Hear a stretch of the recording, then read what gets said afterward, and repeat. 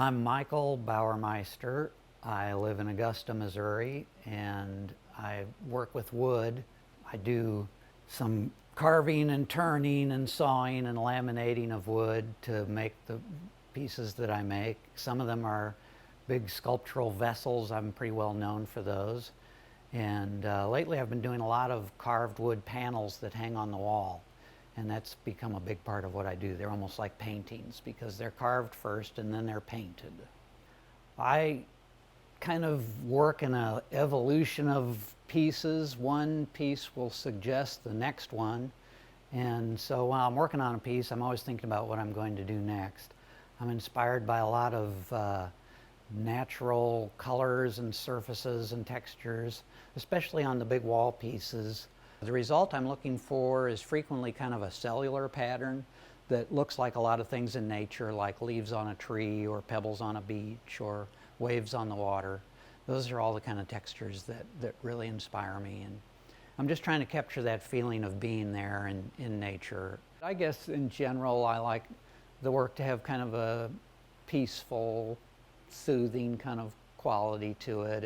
If it can feel kind of contemplative and restful, that's what I'm usually going for. And then sometimes I'll throw in a little other kinds of thoughts or ideas. I'm actually trying now to incorporate a little more narrative into some of my pieces about the environment and, you know, what we're doing to it and how we need to take a little better care of the environment. But not in a preachy way. I want to do it in kind of a subtle way. And then the fact that I'm using wood and paint, to me it feels really natural. To a lot of people it's kind of their entree into the work because they haven't seen this before and they're used to seeing paintings and photographs but not carved painted wood, and so I kind of like that too. It makes my work different.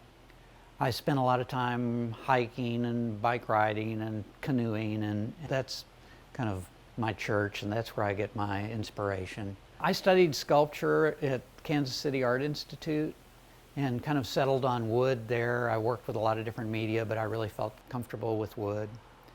And then when I graduated, I couldn't really figure out a way to make a living as a sculptor, so I made furniture for a long time, 10 or 15 years, and then kind of started going to craft shows with some of my little carved bowls, and that led to the larger scale work that I'm doing now and all the colorful wall panels. I'm kind of feel like I've come full circle back to sculpture, and I'm really happy to be doing work that I love this much every day.